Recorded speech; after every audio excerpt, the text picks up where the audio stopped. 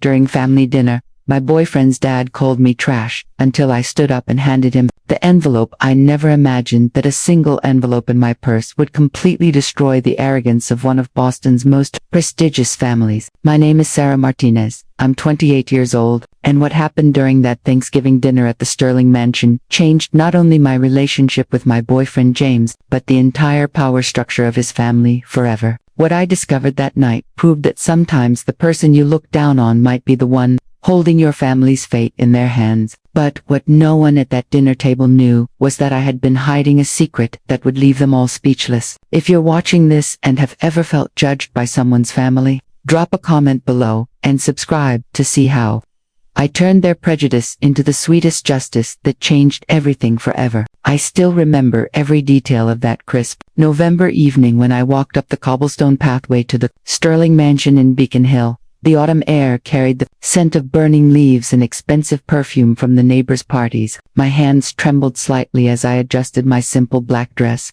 the one I had carefully chosen to not appear too flashy or too cheap. The Sterling family home was a 4-story brownstone that screamed old money, with its perfectly manicured garden, antique brass door knocker, and windows that gleamed like jewelry under the warm yellow light spilling from within. James had been my boyfriend for 2 years, and this was only my 3rd time visiting his family home. Each previous visit had been brief and uncomfortable, filled with polite but cold conversations and subtle looks that made me feel like an intruder in a museum. Tonight was different though. Tonight was Thanksgiving dinner, a sacred tradition for the Sterling family.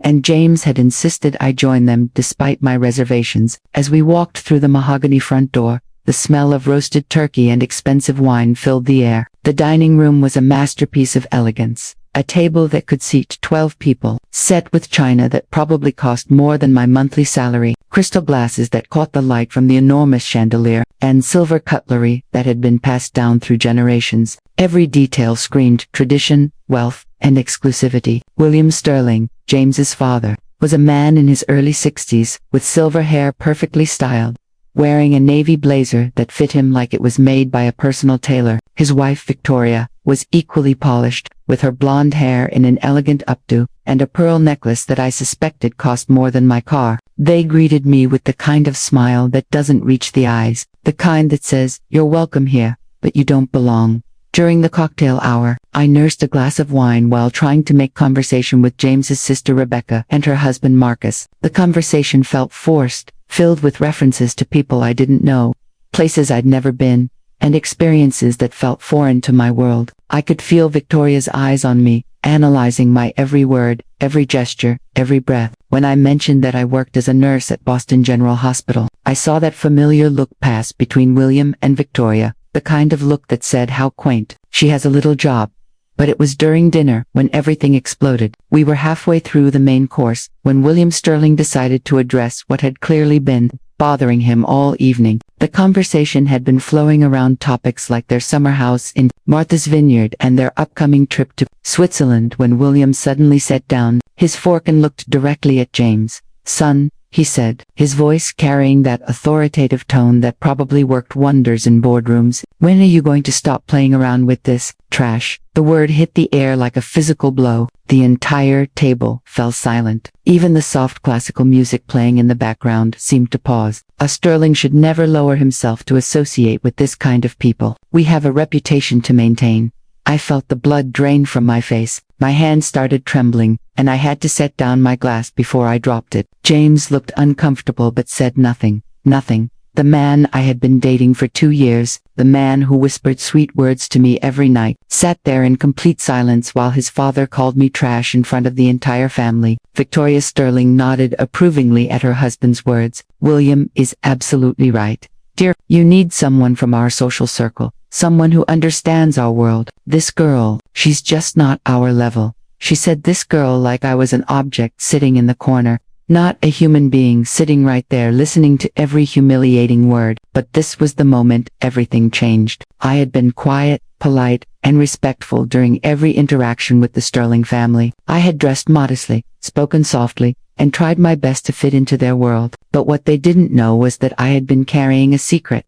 A secret so powerful that it would completely flip the power dynamic at this table. I reached into my purse with steady hands and pulled out a thick manila envelope. The table watched with curious, somewhat amused expressions, probably thinking I was about to cry or make some desperate emotional plea. Rebecca even smirked, as if anticipating some dramatic breakdown that would confirm their worst assumptions about me. "Mr. Sterling," I said, my voice clear and strong, surprising even myself with how calm I sounded. "Before you continue with your assessment of my worth, I think there are some things you should know about who you're calling trash." William Sterling laughed. Actually laughed. "Oh, this should be interesting. What could you possibly have to say that would matter to anyone at this table?" I placed the envelope on the pristine white tablecloth, right next to the expensive china. "This envelope contains documents that I think will change your perspective quite dramatically." The first document I pulled out was my Harvard Business School diploma. Not a copy, not a photo, but the original diploma with my name in elegant calligraphy. Sarah Elena Martinez, Master of Business Administration, magna cum laude. The silence that followed was deafening. Victoria Sterling's perfectly composed face showed the first crack. That can't be real. "You're a nurse." "I am a nurse," I confirmed. "But I'm also a Harvard MBA who graduated with a 3.9 GPA on a full academic scholarship. I chose to work as a nurse because I believe in serving my community, not because I lack other options." William Sterling reached for the diploma with shaking hands, examining it under the chandelier light as if it might disappear. "This doesn't change anything," he said, but his voice had lost some of its earlier confidence. "Oh, but this is just the beginning," I replied, pulling out the second set of documents. The next papers I spread across the table were business licenses and incorporation documents. "These are the legal documents for Martinez Medical Group, a company I founded 3 years ago. We operate 3 urgent care clinics in underserved Hispanic communities in East Boston, Roxbury, and Chelsea." James, who had been silent this entire time, finally spoke. "Sarah, what are you talking about? You never mentioned any business." "There's a lot I never mentioned," James buffed, "because I wanted people to love me for who I am, not what I own." I pulled out financial statements and tax returns. Last year, Martinez Medical Group generated $2.8 million in revenue while providing affordable health care to over 15,000 patients who couldn't afford traditional medical care. The faces around the table were a mixture of shock, disbelief, and something that looked like fear. But I wasn't finished. "These clinics employ 47 people, including 12 nurses, 8 doctors, and support staff from the communities we serve. We've been featured in Harvard Business Review and the Boston Globe for our innovative approach to community healthcare." I paused, letting that sink in. "My personal net worth is approximately $4.2 million. Victoria Sterling's wine glass slipped from her hand, sending red wine across the white tablecloth like blood. "That's impossible. You drive an old Honda, I drive a 2018 Honda Civic because it's reliable and practical. I don't need to prove my worth through material possessions." I looked directly at William Sterling. Unlike some people who use their wealth as a weapon to hurt others, but the envelope wasn't empty yet. The final document I placed on the table was the one that would change everything. It was a stock purchase agreement, signed and notarized, dated 6 months ago. William Sterling picked it up with trembling hands, and as he read, his face went completely white. "This can't be real," he whispered. "It's very real, Mr. Sterling. 6 months ago, when Sterling Industries was facing bankruptcy due to your failed expansion into the tech sector, I purchased 60% of your company's stock through a shell corporation. I am now the majority owner of Sterling Industries." The silence that followed was so complete that I could hear the grandfather clock ticking in the hallway. James looked like someone had hit him with a baseball bat. Rebecca had her hand over her mouth, in shock. Marcus was reading the document over William's shoulder,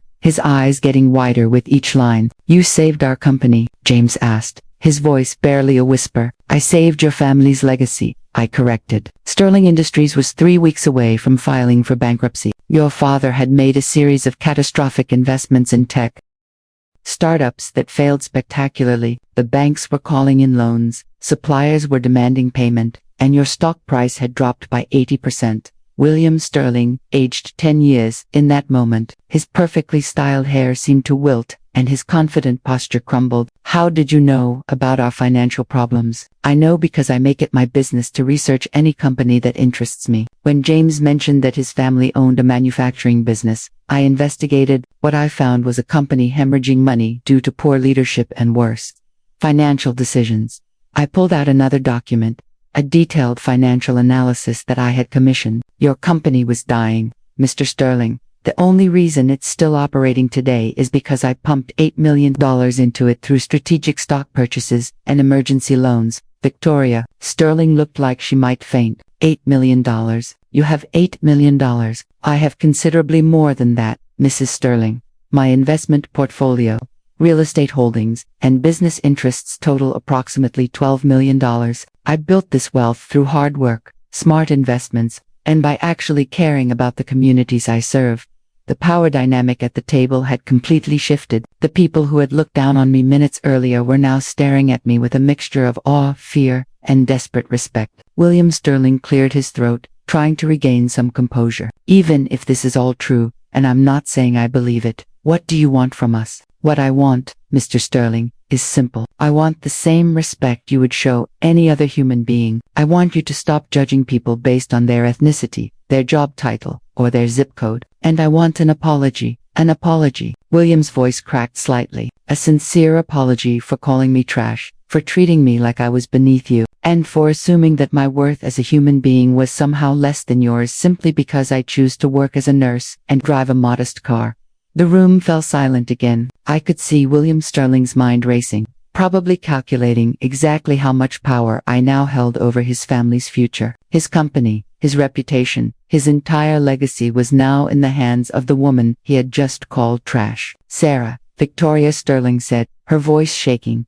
We had no idea. We made terrible assumptions, and we're deeply sorry. Are you sorry because you realize I have money, Mrs. Sterling? Or are you sorry because you understand that treating people with disrespect is wrong regardless of their financial status? She opened her mouth to answer but couldn't find the words. James finally found his voice. Sarah, why didn't you tell me any of this? Why did you let us Why did you let you what? James, let you stay silent while your father insulted me. Let you show me exactly who you really are when things get uncomfortable. I turned to face him directly. I didn't tell you because I wanted to see if you would love and defend the nurse Sarah Martinez, not the millionaire Sarah Martinez. The pain in James's eyes was evident, but I wasn't finished. I've been testing your family, and you, for 2 years. Every time your parents made subtle comments about my background, every time they questioned my worthiness, every time they treated me like I was lucky to be in their presence, I was taking notes. Tonight was simply the final exam. William Sterling's hands were shaking as he reached for his water glass. What happens now? What do you want from us? I stood up slowly, placing all the documents back in the envelope. What happens now, Mr. Sterling, is entirely up to you. I own 60% of your company, which means I control its future. I could sell those shares to your competitors tomorrow and watch Sterling Industries disappear forever. Or I could continue to support the company and help it grow. What would it take? He asked, his earlier arrogance completely gone. It would take a fundamental change in how you treat people, all people, not just the ones who can afford to shop at the same stores you do, or vacation in the same places you do. I want you to understand that a person's worth isn't measured by their bank account or their last name. I picked up my purse and looked around the table one final time. I'm going to give you 1 week to think about this. If you can show me genuine change, if you can prove that you've learned something from tonight, then we can discuss the future of Sterling Industries. If not, I'll be having conversations with your competitors about acquiring some very valuable assets. As I walked toward the door, Victoria Sterling called out, Sarah, wait, please don't leave like this. I turned back to face her. Mrs. Sterling, 3 hours ago, you told your son that I wasn't good enough for your family. You agreed when your husband called me trash. You treated me like I was some kind of gold digger trying to take advantage of your precious son. Now that you know I could buy and sell your entire lifestyle 10 times over, suddenly you want me to stay. We made a mistake, she said, tears beginning to form in her eyes. You didn't make a mistake, Mrs. Sterling. You revealed your true character. The question now is whether you're capable of changing that character, or if you're just sorry you got caught. James stood up and followed me to the door. Sarah, please, I know I messed up tonight. I should have defended you. I should have stood up to my father. I was a coward, and I'm sorry. I looked at the man I had been in love with for 2 years, the man who had sat silently while his family degraded me. James, I loved you. I really did. But tonight you showed me who you are when defending me might cost you something. You chose your family's approval over basic human decency. I can change, he said desperately. We can work through this. Maybe you can change, James.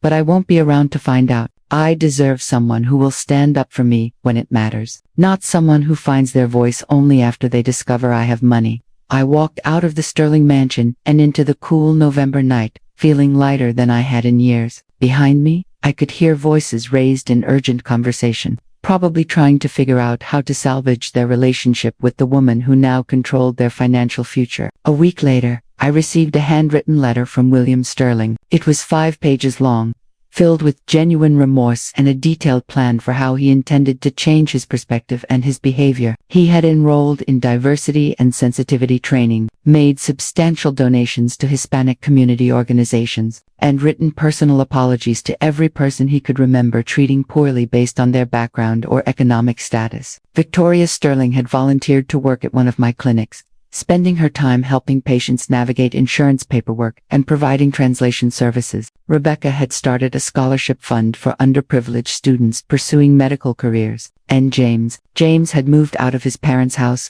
gotten a job at a nonprofit organization serving immigrant communities, and was attending therapy to understand his own biases and privilege. 6 months later, I agreed to a meeting with the Sterling family. They had kept their word. The changes weren't just surface-level attempts to appease me. They were fundamental shifts in how they viewed and treated people from different backgrounds. William Sterling had become an advocate for immigrant entrepreneurs, using his business connections to help people like me access capital and opportunities. I decided to maintain my stake in Sterling Industries, but on my terms. I brought in a diverse management team, implemented fair hiring practices, and shifted the company's focus toward manufacturing medical equipment for underserved communities. Under new leadership, Sterling Industries became more profitable and more socially responsible than it had ever been. As for James and me, we started over, slowly, with full honesty this time. He had to earn back my trust, and I had to learn to forgive. It wasn't easy, but genuine change never is. The most important lesson from that Thanksgiving dinner was this: